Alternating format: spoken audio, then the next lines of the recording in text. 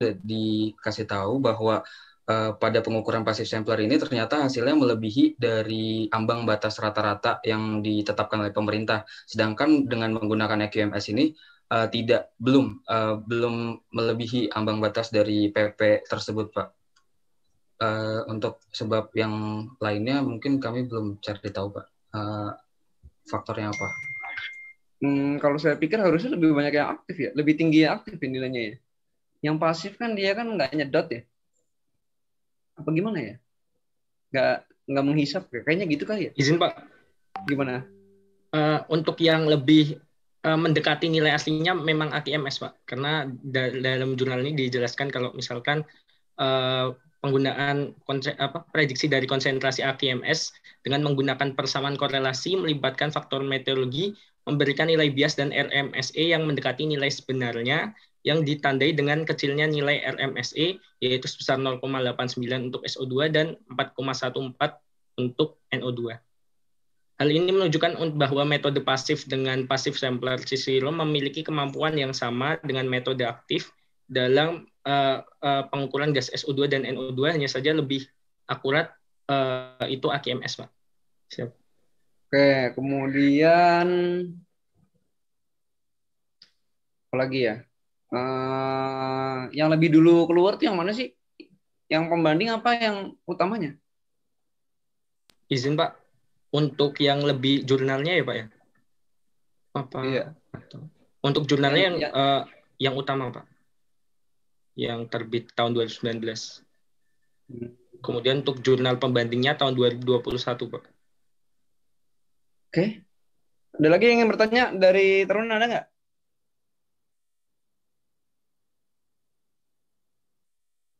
Ada lagi nggak?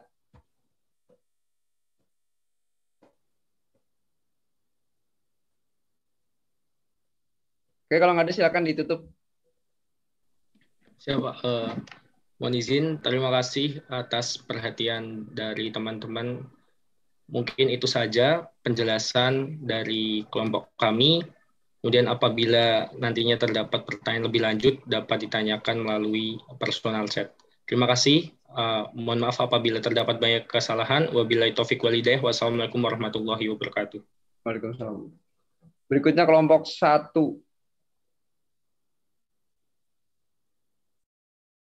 Langsung ya kelompok 1 ya.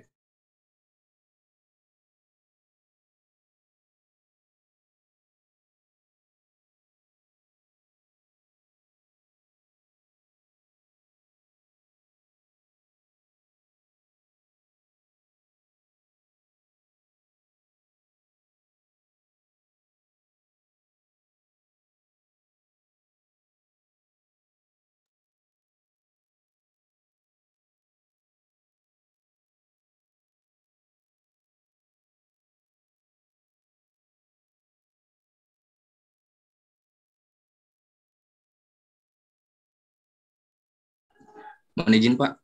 Assalamualaikum warahmatullahi wabarakatuh. Izin memperkenalkan diri, nama saya Rohmat Triantoro, ingin membuka dari kelompok 1 tentang particulate matter PM2,5 yang disusun oleh Harasta, Fatnan, Rizky Matori, saya sendiri, dan Wahyu. Next. Adapun outline yang akan dibahas dalam presentasi kali ini yaitu yang pertama ada identitas jurnal, yang kedua ada data dan metode, yang ketiga ada pembahasan, yang terakhir ada kesimpulan. Next. Kita akan bahas tentang identitas jurnal. Yang pertama, di sini ada jurnal utama yang berjudul Variasi Musim dan Harian PM2,5 di Jakarta periode 2016 sampai 2019. Penulis Christian Hamonangan, Edi Rahmanto, Meliana Chandra Pancawati. Penerbitnya GAW Bariri Palu tahun 2020. Jurnal Buletin GAW Bariri volume 1 dengan nomor 1 halaman 20 sampai 28 dengan jurnal pembanding berjudul Pola Konsentrasi dan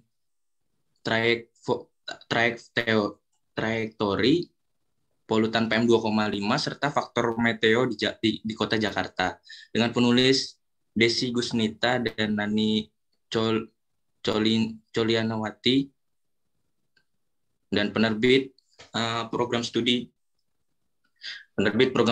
Pendidikan Kimia Universitas 11 Maret dengan tahun 2019, Jurnal Kimia dan Pendidikan Kimia volume 4 nomor 3. Next. Selanjutnya akan dijelaskan oleh rekan saya, Reski Matori. Mohon izin Pak, di sini saya akan menjelaskan tentang data yang digunakan. Data yang digunakan yaitu dalam ini adalah data pengamatan PM2,5 dan data unsur-unsur cuaca yaitu suhu dan arah periode yang digunakan yaitu tahun 2016 sampai dengan tahun 2019. Data PM2,5 diambil dari PM2,5 Analyzer di tempatnya itu di Kedutaan Besar Amerika Serikat di Jakarta yang diunggah pada situs airnow.gov dan data unsur-unsur cuaca yang diambil dari Stasiun Meteorologi Kemayoran. Metode yang digunakan pada penelitian ini adalah analisis titik atau analisis ruang dengan cara sampling. Pada titik tersebut dianggap mewakili daerah tersebut dan temporal adalah analisis yang meliputi ruang lingkup waktu kejadian melihat pada lokasi dan waktu pengamatan PM2,5. Next. Dari jurnal utama dalam subbab metode, penulis pada jurnal utama tidak menjelaskan secara rinci bagaimana langkah-langkah serta perhitungannya. Pada jurnal tersebut hanya dijelaskan secara umum menggunakan analisis titik dan atau analisis ruang tadi, yaitu menggunakan cara sampling dan bantuan PJ Open Air untuk menampilkan analisis data kualitas udara. Dari metode ini, rumus yang sederhana seharusnya dapat ditampilkan untuk memberikan gambaran bagaimana perhitungan pada penelitian ini dilakukan. Dari hasil dari penelitian ini, itu ada rata-rata, ada rumus polar plot, dan data konversi data bulan ke harian maupun ke data per jamnya itu. Jadi di sini tidak ada rumus satupun yang dijelaskan dari ketiga hasil tadi. Untuk jurnal pembanding, pada metode jurnal pembanding dijelaskan secara lengkap data dan metode yang digunakan. Metode yang digunakan yaitu menggunakan program Excel dan model trajektori, menggunakan model transport high split yang disediakan oleh NOAA dan ARL. Pada metode penelitian ini juga mencantumkan perumusan dari model yang digunakan. Penelitian ini mengasumsikan polutan bergerak pasif mengikuti arah angin, sehingga posisi akhir prediksi dihitung dengan persamaan seperti di PowerPoint ini. Dengan rumus ini, setidaknya pembaca sudah sedikit memiliki gambaran apa yang dilakukan oleh penulis. Next. Menurut penelitian yang dilakukan oleh Reinhardt et al. Pada 2019, peningkatan populasi di Jakarta mengakibatkan adanya peningkatan di sektor industri dan transportasi yang memberikan dampak peningkatan signifikan pada konsentrasi aerosol di atmosfer, terkhusus di kota Jakarta. Batas atau nilai baku konsentrasi PM2,5 menurut WHO ada di angka 10 mikrogram per meter kubik selama 24 jam atau sebesar 25 mikrogram per meter kubik dalam setahun. Kemudian kondisi mampu mempengaruhi persebaran, peningkatan variasi temporal dan spasial suatu wilayah terhadap konsentrasi PM2,5. Selain itu, menurut jurnal ini juga, emisi kendaraan bermotor menjadi sumber paling berpengaruh signifikan terhadap jumlah partikel halus atau particulate matter. Pada penelitian kali ini dirasa cukup memadai untuk menjelaskan variasi musiman dan harian PM2,5 di daerah urban Jakarta. Beberapa bukti seperti time plot konsentrasi harian PM2,5, distribusi PM2,5 berdasarkan bulan dan jam setiap harinya. Data mengenai kecepatan dan arah angin juga disediakan dan divisualisasikan dengan cukup jelas. Next. Kemudian variasi musiman dari PM2,5 yang dijabarkan pada jurnal kali ini. Untuk menentukan variasi musiman PM2,5 selama periode tahun 2016 hingga 2019. Periode musim dibagi menjadi 4 musim berdasarkan clustering musim. Periode pertama yaitu DJF, yaitu periode musim hujan, kemudian periode peralihan ke musim kemarau, yaitu MAM, Maret, April, Mei, kemudian musim kemarau JJA, Juni, Juli, Agustus, kemudian yang terakhir adalah periode peralihan musim hujan, yaitu September, Oktober, November, atau SON. Dari hasil visualisasi data yang sudah dikelompokkan tersebut, menunjukkan bahwa pada musim hujan atau pada periode bulan DJF, Desember, Januari, dan Februari, memiliki nilai konsentrasi PM2,5 yang lebih rendah daripada musim-musim yang lainnya. Dari 4 tahun periode penelitian, tahun 2017 menjadi tahun dengan konsentrasi PM2,5 terendah dari tahun lainnya. Hal ini disebabkan oleh kondisi ekstrim iklim pada tahun tersebut, yaitu adanya fenomena La Nina pada wilayah Indonesia yang meningkatkan curah hujan sebagai washout atau sebagai pencuci udara dan juga peluluh PM2,5 di udara. Pada musim kemarau, sebaliknya dari musim hujan, menunjukkan adanya peningkatan konsentrasi PM2,5. Konsentrasi tertingginya yaitu saat musim kemarau di bulan Juli terkhususnya dengan nilai 48,2 mikrogram per meter kubik, dan konsentrasi terendahnya pada Januari, yaitu pada puncak musim hujan dengan nilai 24 mikrogram per meter kubik. Dua gambar ini kurang lebih menjelaskan bagaimana variasi musiman PM2,5 di Kota Jakarta pada penelitian yang dikerjakan oleh Reinhardt et al. Next. Kemudian ada variasi musiman PM2,5. Pada submusim MAM dan JJA, konsentrasi PM2,5 mencapai puncaknya, di mana pada saat musim peralihan hingga kemarau, curah hujan sedikit, dan banyaknya jumlah angin yang calm, atau jumlah angin yang calm. Pada penelitian ini juga dijelaskan bagaimana grafik konsentrasi dan tren PM2,5 bulanan pada periode 2016 hingga 2019. Dari grafik tersebut dapat kita ketahui terjadi pola fluktuatif PM2,5 dari musim hujan hingga musim kemarau sangat signifikan. Kemudian gambar plot windrows tiap submusim periode 2016 hingga 2019 dijelaskan cukup baik mengenai arah, kecepatan, dan persentase angin setiap periode musim. Namun penulis tidak memberikan gambaran mengenai korelasi data tersebut secara rinci dengan kondisi konsentrasi PM2,5-nya.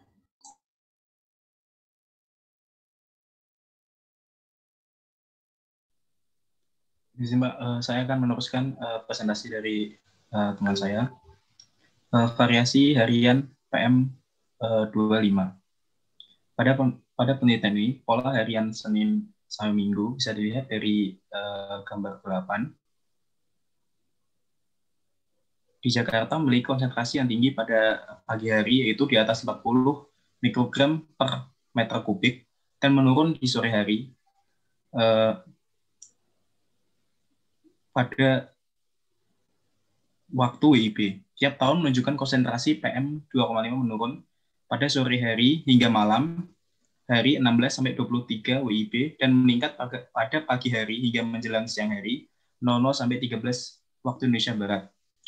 Pada setiap musim, pola harian konsentrasi cenderung sama. Ini disebabkan oleh parameter cuaca yang terjadi di Jakarta. Pada pagi hari, suhu rata-rata harian di Jakarta mencapai titik minimum, sehingga massa udara atau aerosol yang terdapat di lapisan bawah lebih padat sehingga tidak dapat naik ke atmosfer. Lalu pada siang hari, suhu udara mencapai puncak maksimumnya, yang menyebabkan massa udara yang padat tadi dipanaskan sehingga menjadi ringan, sehingga mudah terangkat ke atmosfer.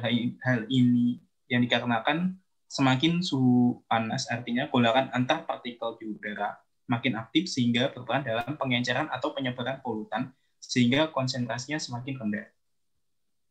Faktor cuaca angin juga sangat berpengaruh pada konsentrasi PM2,5 variasi harian.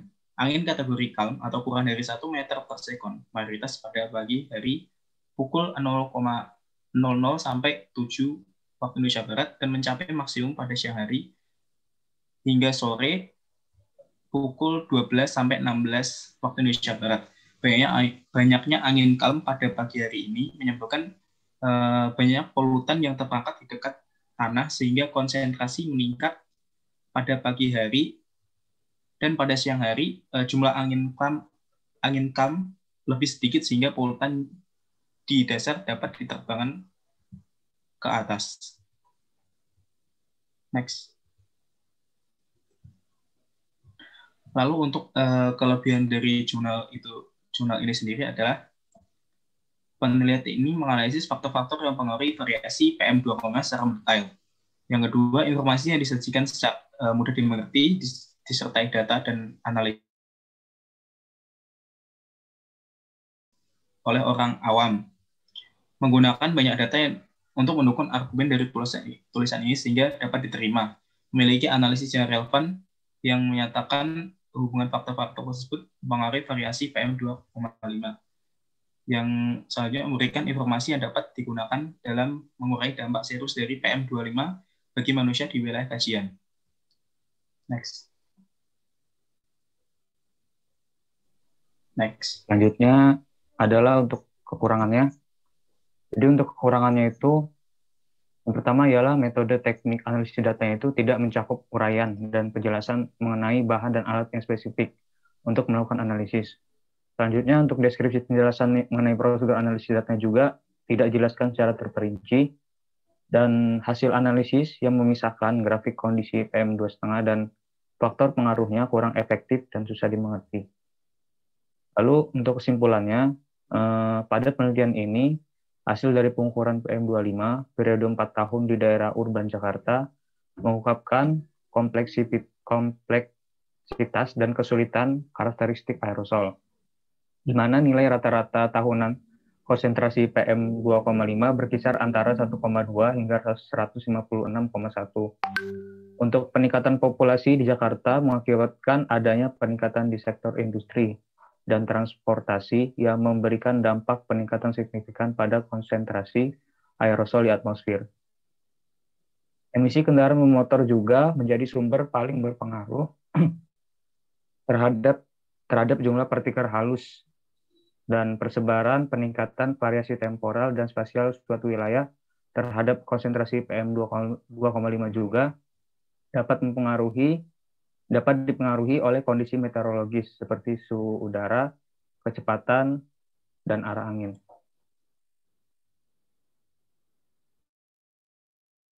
Ya, demikian. Oke, dilanjut. Selanjutnya, untuk pola musiman PM2,5 konsentrasi tertinggi pada bulan peralihan kemarau dan musim kemarau atau MAM JCA, di mana faktor hujan dan angin mempengaruhi variasi pola tersebut. Pada musim MAM JCA, angin dari barat daya diidentifikasi membawa polutan banyak PM2,5. Dan pada musim ini, hujan jarang terjadi, di mana hujan merupakan pencuci dari PM2,5 dari atmosfer. Pada pola harian, konsentrasi PM2,5 meningkat pada malam hingga pagi, pada sekitar jam 1 WIB, lalu menurun pada siang hingga sore pada jam 14 WIB. Suhu udara mempengaruhi konsentrasi PM2,5, di mana saat suhu rata-rata minimum konsentrasi partikulat meningkat pada pagi hari dan saat maksimum konsentrasi partikulat menurun pada sore hari. Juga pengaruh saat kecepatan angin calm dan pada saat kecepatan angin meningkat, konsentrasi PM2,5 menurun. Ya, terima kasih. Mungkin cukup presentasi dari kelompok 1. Selanjutnya, apakah ada yang bertanya? Silakan dua penanya. Silakan. Silakan dua penanya. Langsung ke kelompoknya. Mohon izin, Pak. Izin bertanya, Pak. Mohon izin untuk teman-teman kelompok 1. Izin perkenalkan diri, nama saya Muhammad Zakir Ramdhani, NPT 21180014, izin bertanya. Apakah variasi musiman PM2,5 dipengaruhi oleh faktor 4 musim saja? Dan variasi hariannya apakah selalu dipengaruhi oleh keadaan angin? Siap seperti itu, Pak. Terima kasih. Ya, silakan dijawab. Sambil ditunjukkan ya gambarnya, ditunjukkan.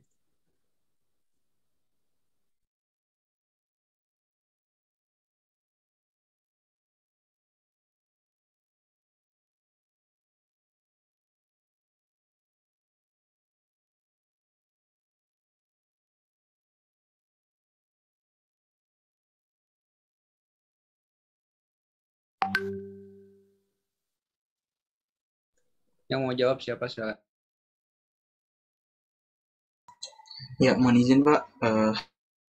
Mohon izin untuk yang variasi musiman itu, memang pada jurnal ini kebanyakan mereka bilang, mereka teliti hasilnya itu memang persebaran konsentrasi PM2,5 itu sangat-sangat dipengaruhi oleh musim ya. Kayak tadi kan kalau musim hujan itu kan tentu saja curah hujannya lebih banyak, kejadian hujannya lebih banyak. Dan kalau musim kemarau itu atau pada periode JJA itu kebalikannya, curah hujan sedikit dan kejadian hujannya sedikit. Nah, karena kejadian hujannya itu sedikit, maka proses pencucian udaranya itu jarang terjadi gitu. Makanya menumpuk dan kemudian konsentrasi PM2,5-nya itu meningkat. Jadi nggak luruh ke bawah gitu konsentrasi PM2,5-nya. Sedangkan kalau di musim hujan itu terjadi banyak sekali hujan, kemudian curah hujannya tinggi juga, jadinya banyak terjadi proses pencucian udara, makanya konsentrasi PM2,5 di musim hujan atau di periode DJF, Desember, Januari, Februari itu cenderung lebih sedikit dibandingkan pada periode JJA. Seperti itu. Untuk variasi musimannya seperti itu. Untuk variasi hariannya akan dijawab teman saya. Sih Pak, mungkin next. Ya, grafiknya. Untuk variasi hariannya dari grafik bisa kita lihat bahwa pada pukul 00 sampai 13 ini konsentrasinya tinggi. Nah, itu ada dua faktor utama yang mempengaruhi konsentrasi tersebut, yaitu angin yang dijelaskan dalam jurnal. Yang pertama suhu. Pada pagi hari suhu di Jakarta mencapai titik minimum, sehingga massa udara atau aerosol yang terdapat di lapisan bawah itu padat, sehingga tidak dapat naik ke atmosfer atau masanya itu berat. Lalu ketika mengalami pemuaian, itu yang merah gambar apa sih itu? Garis merahnya gambar apa sih? Di sini Pak. Apa sih yang di garis merah tuh? Karena garis biru kan PM, yang garis merah itu apa tuh? Apa?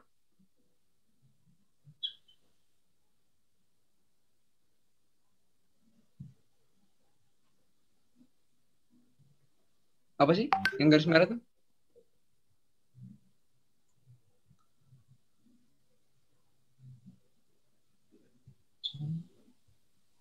Di jurnalnya dicek.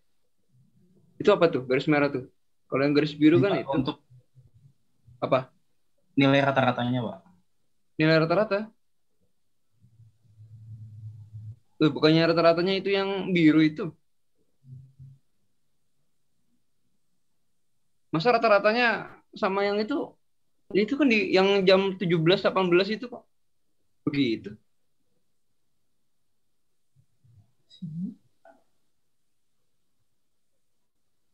Apa sih ini?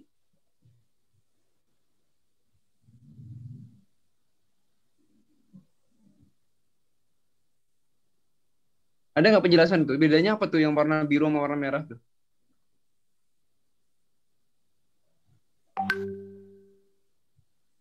Ada nggak bedanya tuh? Itu kok soalnya tiba-tiba jam 17.18 yang apa? Gimana? Yang warna merah itu tren ini Pak. Tren rata-rata dari 2000. Tren PM2 per jam periode 2016 sampai 2019. Oh, trennya. Ini Pak, ya Pak. Oh. Oke, lanjut. Nah, yang pertama tadi suhu, lalu yang kedua seperti yang tadi ditanyakan yaitu angin. Nah, di jurnal ini angin pada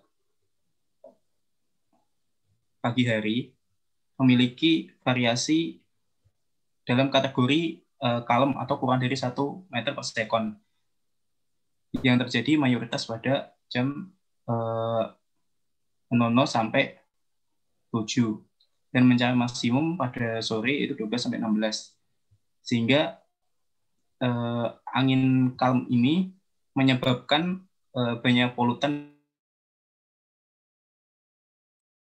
konsentrasinya itu tinggi pada pagi, dan menjelang siang itu polutannya terbang ke atas karena angin kalmnya lebih sedikit. Siap, mungkin itu saja, Pak. Ada lagi yang lain? Mohon izin bertanya, Pak. Ya, silakan. Saya Fiana Ali Hanifah, izin bertanya. Tadi di kesimpulan dijelaskan bahwa variasi dari konsentrasi PM2,5 ini dipengaruhi oleh aktivitas manusia seperti emisi industri dan transportasi. Pertanyaan saya, bagaimana variasi temporal konsentrasi PM2,5 terhadap aktivitas manusia? Terima kasih, Pak. Dijawab.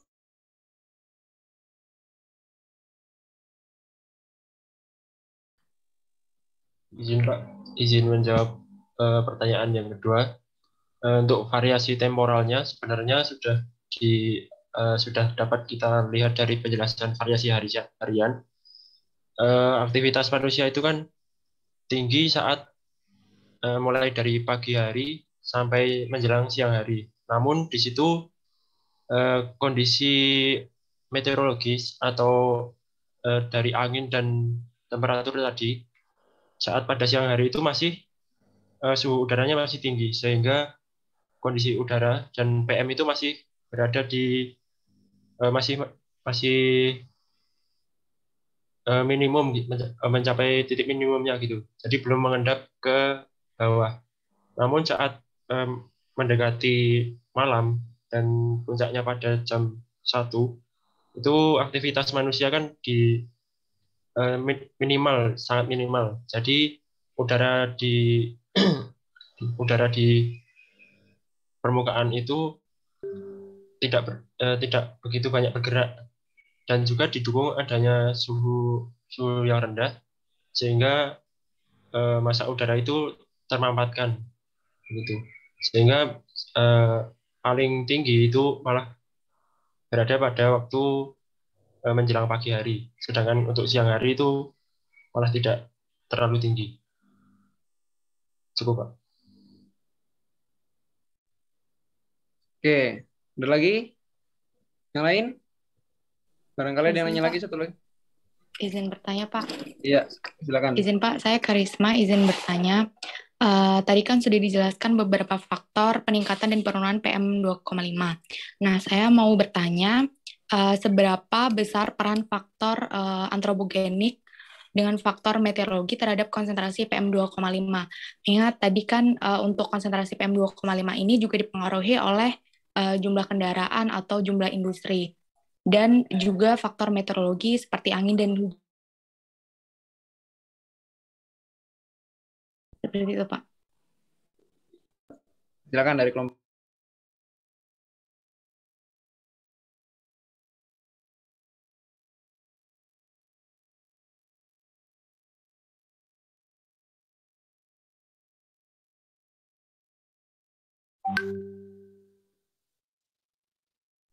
Izin untuk berdiskusi sebentar, Pak. Iya, silakan.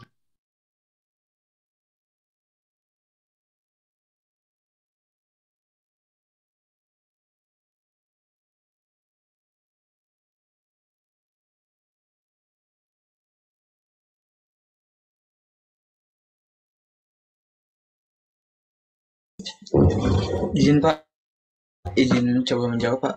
Untuk tadi mungkin pengaruh yang antropogenik, mungkin saya akan menjelaskan yang antropogeniknya. Kemudian nanti teman saya coba bantu yang kondisi meteorologis. Untuk yang antropogenik sendiri ini kan, antropogenik ini berarti maksudnya faktor dari manusianya sendiri kan? Atau gimana? Iya, oke. Berarti kalau dari manusianya sendiri sebenarnya pada jurnal ini kurang dibahas gitu ya. Makanya tadi tuh di awal-awal udah dikasih tahu kalau sebenarnya tuh Kan di pendahuluan dia bilang peningkatan populasi itu menyebabkan kenaikan konsentrasi bla bla bla dan lain-lain dan sebagainya gitu. Tapi pada kesimpulan dan pembahasannya itu sebenarnya nggak dijelasin. Tapi dari yang mungkin saya tangkap dan saya baca adalah sebenarnya peningkatan manusia itu kan, peningkatan populasi manusia itu kan bikin kita tuh meningkat ya kebutuhannya gitu. Jadi sektor-sektor seperti industri, kemudian pertambangan, mungkin perkantoran dan lain sebagainya itu kan meningkat juga tuh. Kemudian pembangunan meningkat, muncullah mungkin kayak penggunaan bahan bakar yang berlebihan dan lain sebagainya, pemanfaatan energi yang tidak terbarukan dengan tidak semestinya gitu. Itu yang menyebabkan nantinya meningkatkan konsentrasi PM2,5 sendiri. Jadi sebenarnya peningkatan populasi itu secara tidak langsung mempengaruhi peningkatan konsentrasi PM2,5. Itu kalau yang dari pengaruh antropogeniknya. Tapi kalau yang kondisi kalau faktor meteorologisnya, ini kalau yang saya tahu itu jelas berpengaruh banyak. Kalau nggak salah saya baca itu hujan paling banyak berpengaruh ya, karena kan di hujan itu terjadi yang namanya proses pencucian udara yang kayak tadi saya bilang. Jadi pas kejadian hujan itu beberapa konsentrasi beberapa unsur PM2,5 itu luruh kembali ke dalam tanah gitu. Yang saya baca sih seperti itu. Tapi kalau misalkan angin, ini yang masih harus diteliti. Kan Parista juga udah pernah jelasin tuh, kalau yang angin itu ya tergantung di mana peletakan dari alat penelitinya. Kan kalau yang di Kedubes Amerika itu, yang kita tahu kan di dekat stasiun Gambir, yang mana kendaraannya itu ya cuma satu arah doang. Kalau saya nggak salah sih terakhir Gambir masih satu arah gitu, arah kendaraannya. Jadi ya di penelitian dan juga dari research datanya, ya jumlah angin arah barat, kalau nggak salah barat atau utara gitu. Seperti itu. Mungkin dari teman-teman kelompok saya yang lain bisa membantu terkait kondisi meteorologis pengaruhnya buat konsentrasi PM. Silakan yang lain mau nambahin nggak?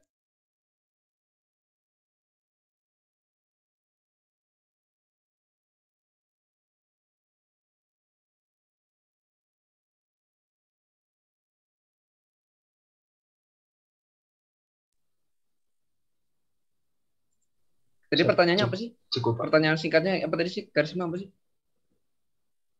Izin Pak, seberapa besar peran faktor antropogenik dan meteorologis dalam konsentrasi PM2,5? Ya kalau di jurnal itu mungkin nggak dijelasin banyak. Ada, kayaknya dia nggak menjelasin banyak tentang itu ya. Tapi kalau kenapa di pagi hari itu dia tinggi, ya itu tadi faktornya yang utama itu faktor boundary layer ya. Nanti di jurnal yang lebih bagus itu ada penjelasan dengan boundary layer-nya ya. Jadi kan atmosfer kan dia kan shrinking ya, menyusut ya, karena lebih dingin di malam hari. Kemudian juga polutannya turun ya ke permukaan. Ya ditambah dengan angin yang lebih calm pada jam-jam segitu ya. Sehingga konsentrasinya lebih tinggi di permukaan, kan alatnya di permukaan. Ketika siang hari kan sudah banyak turbulensi ya, atmosfernya mengembang, kemudian banyak turbulensi tadi ya, polutannya naik ke atas atmosfer ya. Walaupun dia banyak dihasilkan pada siang hari ya tetap aja ya, konsentrasi kan alat kan di permukaan. Jadi di permukaan itu dia rendah konsentrasinya, turun. Walaupun pada siang hari itu banyak kendaraan lewat ya. Ya bahkan ada di beberapa aktivitas ada pembakaran di siang hari. Sama di daerah-daerah yang kabut asap juga malam harinya itu lebih pekat ya. Pagi harinya lebih pekat, dini hari lebih pekat. Kira-kira seperti itu ya. Siap, Pak. Terima kasih, Pak. Oke, kemudian ya ini pertanyaannya udah banyak. Saya cuma mau nanya tuh. Tadi jurnal pembandingnya apa sih jurnal pembandingnya?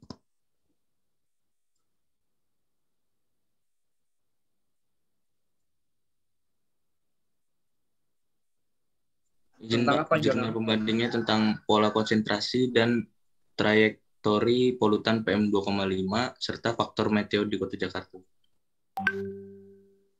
Yang bikin sih, oh gitu. Kurang dibahas tadi ya? Yang jurnal pembandingnya ya? Trajektorinya pakai apa dia? Izin Pak, untuk trajektorinya itu dari metode tadi memakai yang implicit dari web NOAA Pak. Di bagian metode juga. Gambar hasilnya itu loh. Hasil Izin Pak, trajektorinya kalau itu. hasilnya tidak ada di PPT Pak. Nggak ada yang jadi nggak bisa ngelihat juga sih gimana dia bikin trajektori itu. Caranya gimana gitu. Oke, silakan ditutup.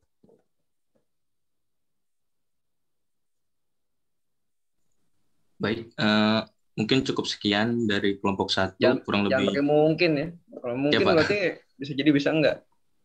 Baiklah, Ya, cukup sekian dari kelompok 1. Mungkin ada selanjutnya ada pertanyaan yang lebih bisa ditanyakan ke kelompok 1 di luar presentasi ini. Kurang lebihnya mohon maaf. Wassalamualaikum warahmatullahi wabarakatuh. Oke, masih ada sisa 1 kelompok lagi. Hari Jumat bisa lagi kuliah ya? Jumat ya?